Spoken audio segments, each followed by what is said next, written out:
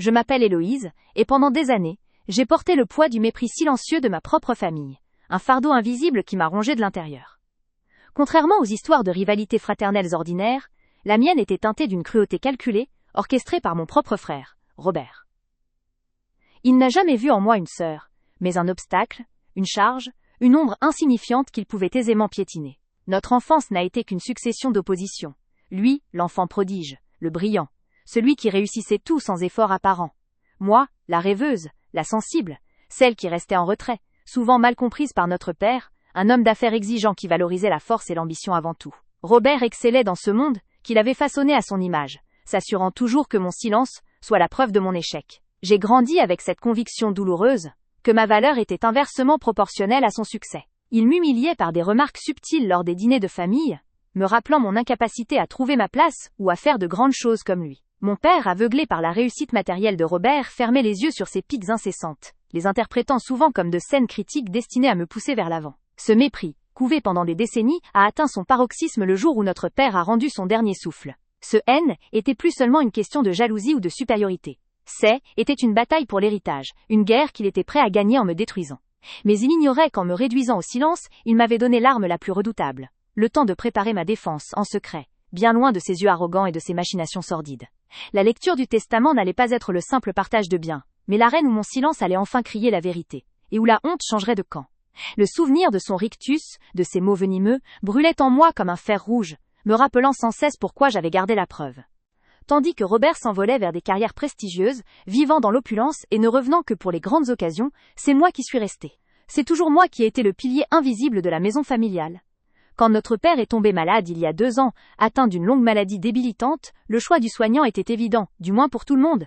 Robert a rapidement déclaré, avec une fausse compassion qui me donnait la nausée, qu'il était trop pris par ses affaires importantes pour s'occuper du quotidien, des visites à l'hôpital, des nuits blanches et des exigences de la maladie. Il a jeté cette responsabilité sur mes épaules, comme un manteau lourd et poisseux, tout en s'assurant de me rappeler que ce mène était après tout que mon rôle naturel, étant donné que je n'avais pas une carrière aussi exigeante que la sienne. Mon père, affaibli, s'est reposé entièrement sur moi. J'ai mis ma vie entre parenthèses.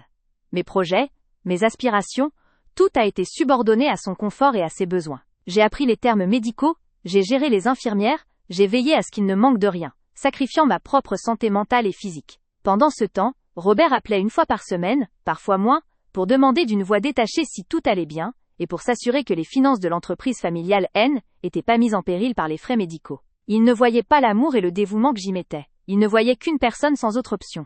Pour lui, mon sacrifice N n'était pas un acte de générosité filiale, mais la preuve que J était incapable de réussir ailleurs, une dépendante qui se raccrochait à la structure familiale par nécessité. Cette période de soins, censée nous rapprocher, n'a fait qu'accentuer la distance entre moi et mon frère, renforçant l'idée qu'il méritait tout.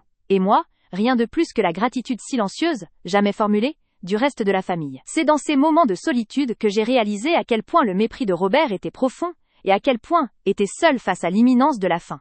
Notre père avait bâti un empire modeste mais solide dans le secteur de l'immobilier, une fortune qui garantissait le confort à plusieurs générations. Cette richesse était la source de toute la tension latente. Robert, en tant qu'aîné et homme d'affaires accompli, allait, étranger, loin de l'aile, œil critique de notre père, se considérait déjà comme l'héritier légitime et unique. Il parlait de l'entreprise comme si elle était déjà sienne, faisant des plans audacieux pour la transformer, la vendre ou la fusionner, sans jamais mentionner mon nom dans ses projections. Quand mon père était encore lucide, il m'avait souvent fait des promesses discrètes, me disant que mes années de service et d'amour ne seraient pas oubliées. Il m'assurait que ma part serait à la hauteur de mon dévouement. Des paroles douces, prononcées dans le secret de sa chambre, que je chérissais comme des trésors. Mais plus la fin approchait, plus Robert intensifiait sa pression. Ses visites devenaient plus fréquentes, non pas pour voir notre père, mais pour fouiller dans ses dossiers, pour s'entretenir longuement avec les avocats de la famille, et pour s'assurer que le testament reflète la structure logique des affaires. Il me traitait avec une condescendance croissante, me demandant si je comprenais au moins les enjeux financiers, et si j'avais prévu de faire quelque chose de ma vie, une fois que le soin de notre père ne serait plus ma principale occupation. Pour lui, la fortune devait revenir à celui qui savait la faire fructifier, et dans son esprit, cela excluait catégoriquement la sœur discrète qui avait choisi l'amour filial, plutôt que le pouvoir financier. Cette arrogance était insupportable. Je sentais la toile d'araignée se resserrer autour de moi. Je savais que, même si mon père m'avait promis quelque chose, Robert ferait tout pour manipuler la situation ou l'interprétation légale après la mort, s'il n'avait pas déjà commencé. J'ai commencé à douter de tout, même des dernières volontés de l'homme que j'avais tant aimé. Le silence était devenu mon armure, mais il était lourd, empli de pressentiments funestes. Les derniers mois ont été les plus éprouvants, non seulement à cause de la maladie, mais à cause de la présence insidieuse de Robert. Il avait pris l'habitude de gérer toutes les communications entre notre père et le monde extérieur, y compris les avocats et les notaires. Il expliquait cela par la nécessité de protéger notre père des décisions hâtives ou des charlatans high, mais je savais que son véritable objectif était d'isoler mon père, de s'assurer qu'aucune parole ou document contraire à ses intérêts ne soit formulé. Je me souviens d'une après-midi particulière. J'y étais allé chercher des médicaments à la pharmacie, laissant Robert seul avec mon père, qui était alors dans un état de grande confusion. En revenant, j'ai entendu des éclats de voix provenant du bureau. Robert parlait fort, avec une autorité inhabituelle, abordant des clauses spécifiques du testament et insistant sur l'importance de désigner un exécuteur testamentaire capable et unique. Mon père faible, répondait par monosyllabes, j'ai senti mon cœur se serrer. Il y avait quelque chose de fondamentalement malhonnête dans la manière dont Robert utilisait la faiblesse de notre père à son avantage. Plus tard, j'ai osé poser la question à mon père, lui demandant s'il était vraiment à l'aise avec toutes les modifications que Robert suggérait. Il a détourné le regard, un mélange de fatigue et de culpabilité dans les yeux, murmurant seulement que Robert avait raison sur le plan des affaires et que je devais faire confiance à mon frère. Cette réponse m'a glacée. La confiance était la dernière chose que j'accordais à Robert. Le soupçon s'est mué en certitude. Il manipulait activement les dernières volontés de notre père, exploitant sa vulnérabilité pour s'arroger la totalité de l'héritage, me laissant les miettes, voire rien du tout. Je savais qu'il ne se contenterait pas de l'essentiel. Il voulait tout, et il était prêt à piétiner ma dignité pour l'obtenir. C'est à ce moment-là que j'ai commencé à chercher comment me protéger, car la justice et l'équité semblaient avoir déserté notre maison. Quelques jours avant la mort de notre père, la tension était à son comble. Robert avait envoyé la femme de ménage en congé et avait exigé de passer une journée entière seule avec lui sous prétexte d'un adieu privé. J'étais exaspéré par son contrôle constant, mais je ne pouvais pas le chasser sans provoquer un scandale devant un homme mourant. J'ai sagement attendu dans la cuisine, les nerfs à vif. C'est là que j'ai surpris une conversation qui a basculé tout ce que je croyais savoir sur mon frère. Je n'entendais pas distinctement toutes les paroles, mais le ton de Robert était menaçant, froid, professionnellement cruel. Il ne parlait plus à son père, mais à un associé réticent. Finalement, la porte du bureau s'est ouverte et Robert est sorti, le visage congestionné par une colère contenue, mais avec un sourire triomphal.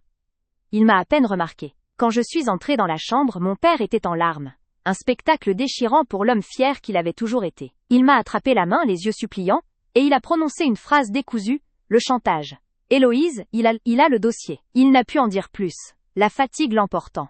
Ce mot, chantage, a résonné dans mon cœur comme un coup de fusil. Robert n'avait pas simplement influencé notre père, il l'avait contraint. Il utilisait une information secrète, un dossier compromettant, pour s'assurer que la totalité des actifs lui reviennent, me laissant dans la misère financière et morale. Mon sang n'a fait qu'un tour. Julienne était plus face à un frère arrogant, mais face à un criminel, un traître qui utilisait la mort de son propre père pour ses fins égoïstes. La douleur a cédé la place à une rage froide.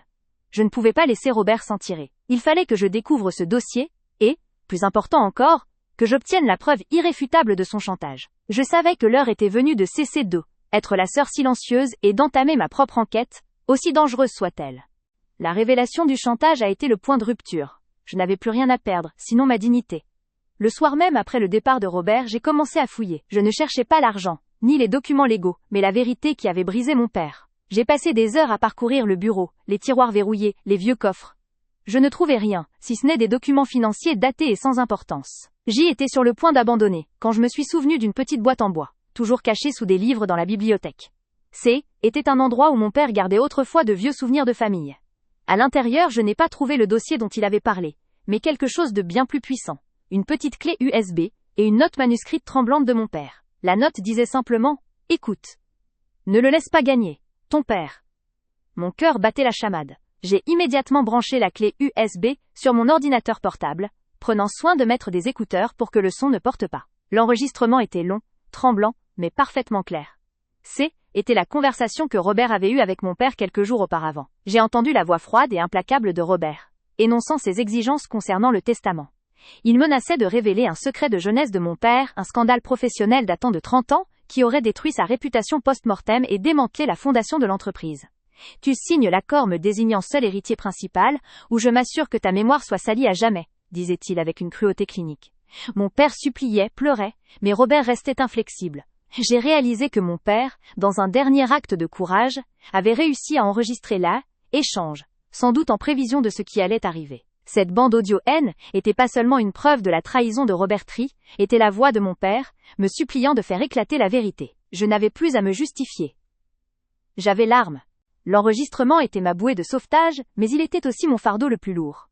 Mon père est décédé 2 jours plus tard, épuisé et le cœur brisé. Je l'ai tenu dans mes bras jusqu'à la fin, la clé USB serrée dans ma poche. Robert est arrivé juste après, jouant le rôle du fils dévasté, versant des larmes sèches et organisant des obsèques grandioses pour montrer au monde entier l'île étendue de sa piété filiale. Je le regardais manœuvrer, hypocrite, distribuant les cartes de condoléances, serrant la main des amis de mon père, et je devais sourire, hocher la tête, jouer la sœur en deuil. Était une torture insoutenable. Le secret pesait sur moi à chaque instant. Il me donnait une force nouvelle, mais aussi la peur constante que Robert puisse découvrir mon trésor caché. Je savais que s'il apprenait l'existence de l'enregistrement, il ferait tout pour le détruire, et peut-être même me faire du mal. J'ai pris des mesures extrêmes. J'ai copié l'audio sur plusieurs supports, les cachant dans des lieux différents et sécurisés, y compris chez une amie très fidèle, juste au cas où. Pendant les semaines qui ont suivi les funérailles, Robert s'est comporté en maître des lieux, gérant la succession avec une autorité absolue. Il me parlait à peine, seulement pour me donner des instructions triviales sur le rangement des effets personnels de notre père. Il me traitait déjà comme une domestique, certaine que je l'ai, était hors jeu dans l'héritage. Je me nourrissais de son arrogance. Chaque fois qu'il m'humiliait avec un regard condescendant, je serrais les dents et me rappelais l'enregistrement. L'heure de la vengeance approchait, et elle serait servie froide, devant tous ceux qui avaient été témoins de mon mépris silencieux. L'attente était la pire des tortures. Il a fallu 6 semaines pour que le notaire convoque officiellement la famille pour la lecture du testament. L'invitation est arrivée par courrier recommandé, officiel et solennel. La date fixée était un samedi matin, dans le cabinet même du notaire Maître Dubois, en plein centre-ville. La liste des personnes convoquées comprenait, outre Robert et moi-même, notre mère, qui était déjà au courant des tensions mais préférait l'ignorance confortable, quelques cousins éloignés qui avaient des parts minoritaires dans la société, et l'exécuteur testamentaire désigné par Robert. Lorsque j'ai lu la liste, j'ai senti un frisson glacé. Robert avait réussi à rassembler un public conséquent. L'humiliation, si elle devait avoir lieu, serait maximale. Je savais qu'il avait orchestré ce grand rassemblement pour s'assurer que sa victoire soit célébrée publiquement et que ma défaite soit gravée dans l'esprit de la famille. Mais cela me donnait également l'opportunité parfaite.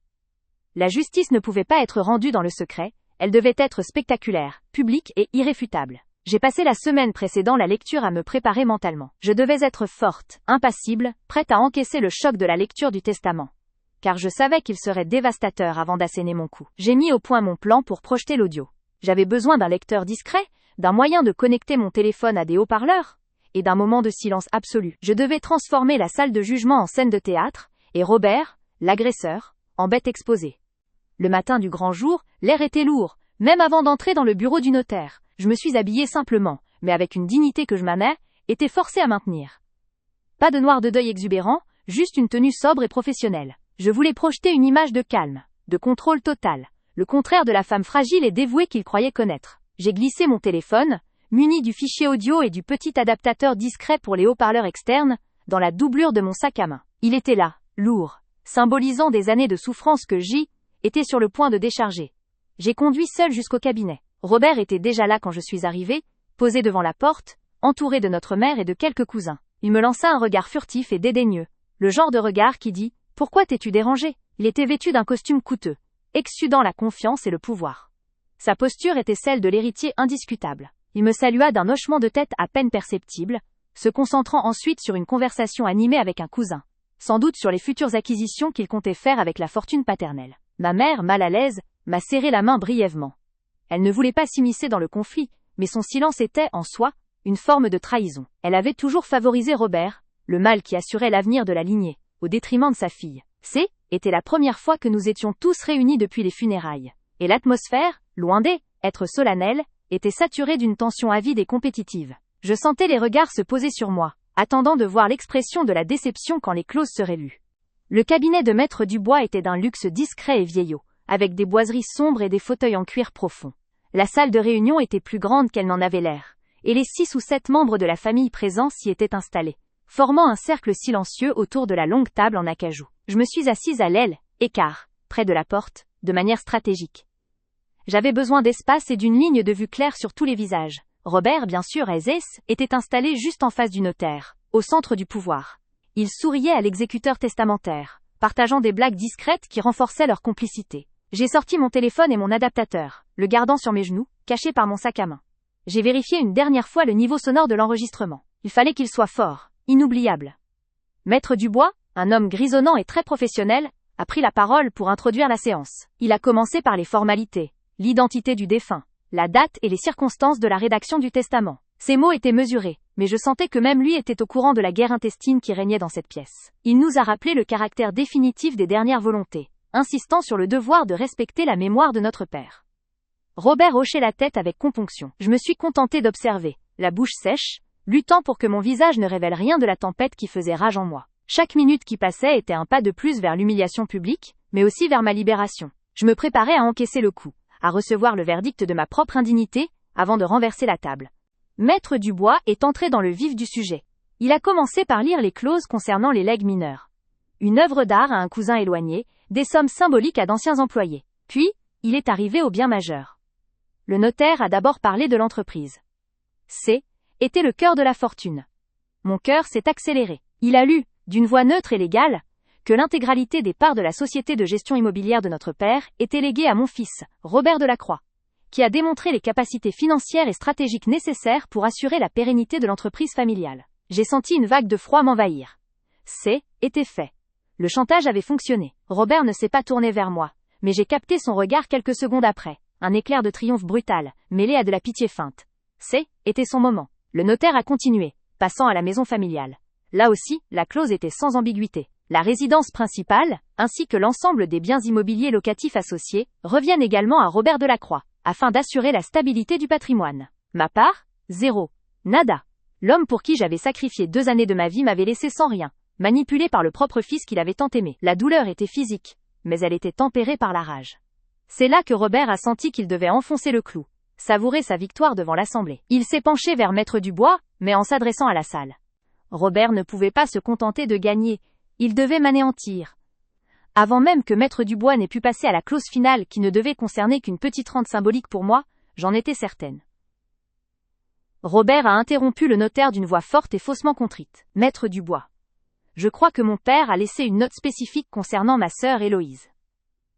Le notaire, visiblement mal à l'aise, a cherché dans les documents. Robert a insisté, son sourire devenant plus aigu.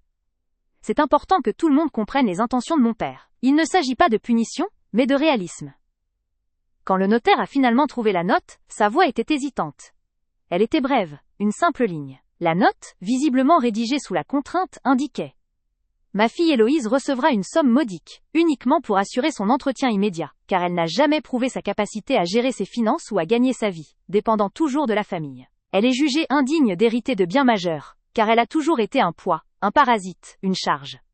Le mot parasite a frappé la pièce comme un coup de tonnerre. Était le coup de grâce. J'ai vu les visages des cousins se tordre de surprise, certains d'un mépris à peine voilé. Ma mère a baissé les yeux, humiliée par les étiquettes. Robert se redressa, jouissant de l'effet produit. Il avait réussi. Il m'avait humilié publiquement, devant toute la famille, me traitant de parasite indigne de l'héritage de notre père, démantelant des années de dévouement en une seule phrase cruelle, écrite sous la contrainte. Pendant que le silence, lourd et gêné, s'installait dans la salle, Robert s'est permis un regard triomphant vers moi. Était un regard de vainqueur, plein d'une supériorité froide, qui disait: tu vois, j'ai gagné, et tu ne vaux rien. Ce regard, plus encore que la lecture de la note infâme, a été l'île, étincelle. La douleur s'est muée en une détermination glaciale. J'avais absorbé l'humiliation. Maintenant, était mon tour. J'ai pris une grande inspiration. Puis j'ai fait le seul geste qui n'était pas attendu de ma part. J'ai souri. Un sourire mince et dangereux, que personne dans cette pièce n'avait jamais vu sur mon visage. Robert, confus par ma réaction, fronça les sourcils. Y a-t-il quelque chose qui vous amuse, Héloïse ? Demanda-t-il, sa voix tremblant légèrement sous l'effet de l'incrédulité. Je me suis levé lentement, attirant tous les regards. J'ai ignoré Robert et me suis adressé au notaire, ma voix étonnamment stable. Maître Dubois, j'aimerais demander une brève suspension de la lecture. Avant que nous ne finalisions ce document, il y a quelque chose que je dois partager avec toute la famille. Quelque chose que mon père a tenu à ce que tout le monde entende. Robert est devenu livide. C'est absolument hors de propos, s'est-il écrié, tentant de reprendre le contrôle. Le testament est clair, le notaire a fini. J'ai fait un pas vers la table, sortant mon téléphone de mon sac et branchant le petit haut-parleur discret. Oh, loin de là, Robert. Le notaire a lu les mots écrits sous la contrainte. Mais maintenant nous allons écouter la vérité. La vérité cachée, celle que j'ai gardée en secret. Robert a compris l'instant même où j'ai posé l'appareil sur la table. Ses yeux se sont écarquillés d'horreur. Il a reconnu le téléphone, il a reconnu mon expression. Il a tenté de se lever, mais il était trop tard. J'ai appuyé sur lecture. Le son de la conversation a empli la salle. Un son clair et froid. Le choc fut immédiat. Les murmures se sont éteints. Les cousins se sont figés. J'ai projeté la vérité de sa trahison devant toute l'assemblée. La voix de Robert, distincte et impitoyable, s'est élevée. Décrivant le chantage exercé sur notre père, tu signes l'accord me désignant seul héritier principal, ou je m'assure que ta mémoire soit salie à jamais. On entendait le sanglot de mon père en arrière-plan, suppliant son fils. Puis, la voix froide de Robert reprenant, menaçant de publier le dossier compromettant s'il n'obtempérait pas immédiatement. Chaque mot de l'enregistrement était une lame, transperçant l'image du fils dévoué qu'il était construite. La trahison était palpable, le mépris envers notre père désormais exposé devant les témoins de l'humiliation. Quand l'enregistrement est arrivé à sa conclusion, le silence est devenu total. Un silence si dense qu'on aurait pu l'entendre craquer. Ce N était plus le silence de l'attente, mais le silence du choc, de la honte et de la vérité révélée. La salle est devenue silencieuse, et Robert, l'agresseur, était exposé. Il était là, son visage défait, tremblant de rage et de terreur. Je me tenais debout, au centre de cette tempête, enfin libéré du poids du secret. Ce jour-là, tout a changé. L'héritage N était plus sa priorité. La justice, elle, était CAPITRE 15. L'enregistrement cœur du mensonge. Le son qui a rempli la salle N n'était pas celui d'une dispute hurlée, mais un murmure froid, capturé sur le vif, d'une trahison méthodique. C était la voix de Robert, distincte et glaciale, qui émanait de mon téléphone posé sur le bois précieux de la table du notaire. Il y avait d'abord une légère distorsion due à la proximité, puis les mots, clairs comme du cristal, ont commencé à s'enchaîner. Écoute-moi bien, tu n'auras rien, absolument rien, si tu ne signes pas ce document. Papa savait très bien que tu était qu'un fardeau. Une parasite. Si tu tentes quoi que ce soit, je ferai fuiter ces documents concernant ta faillite passée. Je te salirai devant tous, et la petite part qu'il t'a laissée, même celle-là, je m'assurerai que tu la perdes pour indignité. Chaque syllabe de Robert résonnait comme un coup de marteau dans le silence pétrifié. La terreur qui avait éclaté sur son visage quand j'avais appuyé sur lecture était désormais partagée par l'assemblée. Ma tante, toujours si bruyante, avait porté ses mains à sa bouche, ses yeux fixés sur l'appareil minuscule qui contenait une vérité si monstrueuse. Le son continuait, implacable, révélant la machination ourdie dans l'ombre, les menaces précises sur ma réputation, la manière dont il avait prévu de me faire plier. Ce N était pas une simple querelle fraternelle, était un plan délibéré, une tentative de chantage financier orchestrée par celui que toute la famille considérait comme le pilier, le digne héritier. Il avait utilisé ma faiblesse passée comme une arme, cherchant à écraser sous son talon, non seulement pour l'argent, mais pour le plaisir pervers de l'humiliation totale. Je sentais le regard des autres glisser de l'appareil à Robert, et la chaleur de son arrogance commençait à se transformer en sueur froide. CAPITRE 16. La voix du chantage démasqué. Sur l'enregistrement, j'entendais ma propre voix, faible et brisée par la peur, tenter de plaider, de rappeler à Robert les liens familiaux, le souvenir de notre père. Mais la réponse de Robert était impitoyable. Ne me parle pas de papa. C'est moi qui ai géré ses affaires. C'est moi qui ai tenu la famille à flot. Et toi, tu crois que tu mérites une part? Non. Tu n'as jamais rien apporté d'autre que des problèmes. Signe. Ou je jure que le jour où le testament sera lu, tu seras la risée de la ville. Et tu n'auras plus un centime. Cette partie de l'enregistrement était cruciale. Elle liait directement son chantage antérieur à l'événement public qui venait de se dérouler. Tout le monde venait d'entendre Robert me traiter de parasite, de la même manière qu'il l'avait fait quelques minutes plus tôt, mais cette fois-ci, était dans le contexte explicite de l'extorsion et de la menace. L'oncle Paul, un homme d'habitude réservé, se mit à bouger nerveusement sur sa chaise, le visage rouge de colère. Il avait toujours eu une admiration naïve pour la réussite de Robert. Entendre son neveu se comporter de la sorte, était comme voir une statue vénérée s'effondrer. L'enregistrement prouvait sans l'ombre d'un doute que l'humiliation publique de tout à l'heure, ce discours méprisant sur mon indignité face à l'héritage, était pas une réaction spontanée ou une simple opinion, mais la conclusion préméditée d'un plan visant à me forcer à renoncer à mes droits. La vérité, brute et sans filtre, étalait devant eux, et le silence était si épais, que j'entendais distinctement les battements de mon propre cœur, enfin apaisés. CAPITRE 17. Le refus de l'aile, évidence Robert, réalisant l'ampleur du désastre, se leva d'un bond. Sa chaise bascula bruyamment sur le parquet, brisant enfin le silence hypnotique de la salle. Il se précipita vers moi, son visage déformé par une rage paniquée. Ses mains tremblaient, cherchant à s'emparer du téléphone pour stopper cette diffusion dévastatrice. « C'est un faux! C'est trafiqué! Elle a monté ça de toutes pièces !» hurla-t-il, sa voix chevrotant, d'une manière que personne n'aurait pu imaginer chez le Robert toujours si mesuré et dominateur. Cependant, l'oncle Paul, qui était assis près de lui, réagit plus vite. D'un geste vif et étonnamment fort pour son âge, il attrapa le bras de Robert et le retint fermement. « Assieds-toi, Robert. Laisse-nous entendre la fin, » ordonna Paul, le ton grave et sans appel. Était la première fois que quelqu'un dans cette famille tenait tête à Robert Lutta, de manière si publique et physique. Robert Lutta, ses yeux sup. Capitule 16. Elle. Écho de la trahison. Le son de la voix de Robert continuait de nous vriller les tympans, chaque mot échappant du petit téléphone comme une confession crue devant un public pétrifié. Ce N était pas un cri de colère, était pire. Était la froideur stratégique d'un homme certain de son impunité. Je te le dis, Adeline est trop faible pour gérer ça. Elle gâcherait tout. Papa il a besoin de moi, pas d'elle. Elle est bonne à rien, un boulet que j'ai dû traîner toute ma vie. J'ai senti des vagues de choc traverser la pièce. Ce Den était pas l'héritage qui était en jeu à cet instant, mais l'image même que Robert avait patiemment construite de lui-même. Le fils dévoué, l'homme d'affaires responsable. L'enregistrement le démolissait brique par brique. Il y avait la description précise de la façon dont il avait manipulé les comptes de l'entreprise avant même la maladie de papa, comment il avait profité de la confusion de mon père pour lui faire signer des documents qu'il ne comprenait pas, éloignant de moi sous de faux prétextes. J'ai déjà commencé à transférer les actifs les plus juteux. Je m'assure qu'au moment où la lecture sera faite, elle n'aura plus qu'une coquille vide. Elle ne remarquera rien. Elle est trop naïve. J'ai vu les mains de tante Hélène se serrer sur ses genoux. Le visage de maman, jusqu'alors un masque d'impassibilité frustrée, commençait à se décomposer, passant de l'incrédulité à une horreur glaçante. Elle avait toujours chéri Robert, le voyant comme le pilier de la famille. Entendre sa voix, si calme et si machiavélique, décortiquer sa sœur et manipuler son père, était pour elle une trahison intime. Robert, les yeux suppliants, essayait de m'atteindre du regard, mais je ne lui offrais plus que le vide.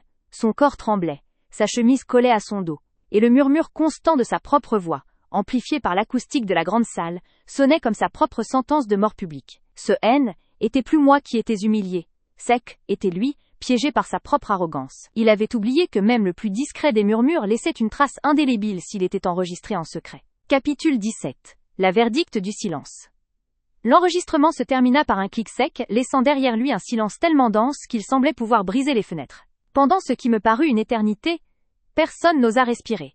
Les yeux étaient fixés sur moi, sur le téléphone posé sur la table, et sur Robert, dont le visage avait viré au gris. Il n'y avait plus de défense possible, plus de mensonges plausibles. Était sa voix, ses mots, sa stratégie criminelle révélée. La première personne à bouger fut maman. Elle se leva lentement, sa chaise raclant le parquet. Elle ne me regarda pas. Elle regarda Robert avec un dégoût que je n'aurais jamais cru possible dans ses yeux. Ce n'était pas la colère d'une mère, était le dégoût d'une personne qui réalise qu'elle a été complice passive d'une injustice monumentale et qu'elle a élevé un monstre d'égoïsme. Tu as gant, tu as osé faire ça? À ton père? À ta sœur?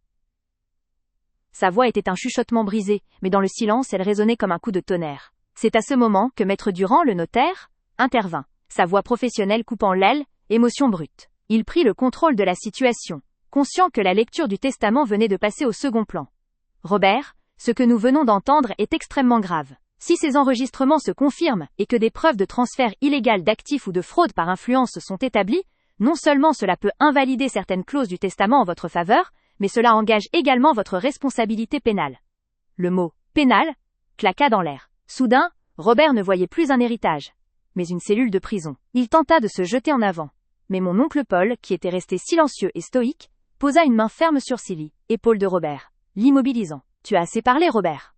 Nous avons assez entendu. » La honte était palpable. Ceux qui m'avaient regardé avec condescendance quelques minutes auparavant me regardaient maintenant avec compassion et respect. J'avais fait justice, non par la vengeance, mais par la simple exposition de la vérité. Capitule E18. La libération de la parole. Robert, réalisant que le notaire et la famille étaient désormais contre lui, tenta une ultime manœuvre, se libérant de la prise de mon oncle. C'est un montage. Capitule 17. Le silence de la chute. Le silence qui était abattu sur le salon N était pas un silence de respect, mais un vide brutal où l'air lui-même semblait avoir été aspiré, laissant derrière lui le goût âcre de la trahison. Robert, pâle sous la violence de la révélation, était plus l'homme arrogant qui m'avait piétiné quelques minutes auparavant. Il était un corps désarticulé, le masque de sa suffisance brisé en mille éclats.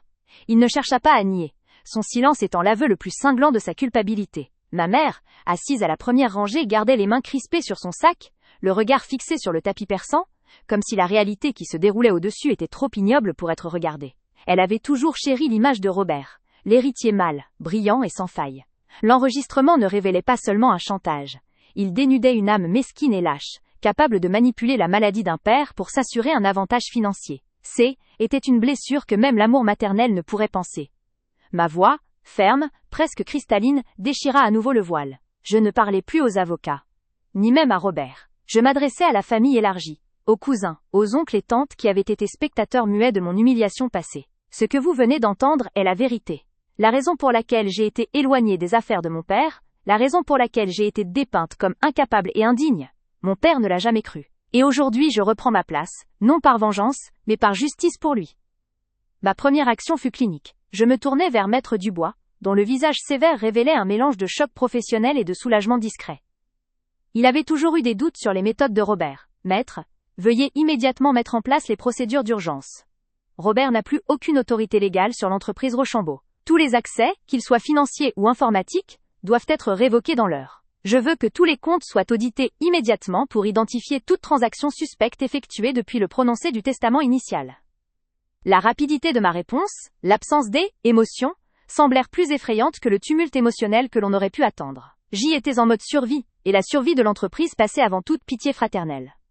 Robert se leva, le souffle court. Il essaya de récupérer une parcelle de son ancienne autorité. Tu ne peux pas faire ça, Élise. Tu es en train de détruire cette famille. Non, Robert, c'est toi qui l'as détruite quand tu as choisi de voler notre père en pleine agonie. Tu as eu ta chance de te racheter, de me rendre ce qui nomme était dû. Tu as choisi de m'humilier à nouveau. La destruction, c'est œuvre de celui qui trahit. Je ne fais que reconstruire les ruines que tu as laissées derrière toi. Sa tentative de résistance, éteignit sous le poids des regards accusateurs. Même maman, enfin, leva les yeux, mais ce était pas pour me défendre. Était un regard vide, plein d'une douleur qui ne me touchait plus. Robert fut escorté hors de la salle par les gardes de sécurité. Une décision préventive que j'avais prise bien avant l'ouverture du testament, sachant que la vérité pouvait engendrer la violence. Sa sortie fut pathétique. La chute d'un tyran sans couronne. La réunion se termina par une signature formelle. L'héritage, le contrôle de Rochambeau Industries, MAN, était officiellement transféré. Mais je savais que la bataille ne faisait que commencer. Le plus difficile, était pas d'arracher le pouvoir à Robert, mais de le consolider face à une famille qui, même si elle reconnaissait sa faute, risquait de me voir comme la bourreau plutôt que la victime. En sortant, je sentis le poids de la responsabilité, un fardeau lourd, mais que j'accueillais avec une force nouvelle. Était la gardienne de la mémoire de mon père, et la protectrice de son œuvre. Ce soir-là, je ne dormis pas à la maison, je fis conduire mon chauffeur directement au siège de Rochambeau Industries. La nuit serait longue, et j'avais des comptes à vérifier. Capitule E18. L'héritage empoisonné. Le lendemain matin, le siège de Rochambeau Industries ressemblait à une forteresse assiégée. Les employés, informés par les rumeurs qui se propageaient à la vitesse de l'âle, éclairs dans les cercles d'affaires, attendaient la nouvelle direction avec une anxiété palpable. L'arrivée de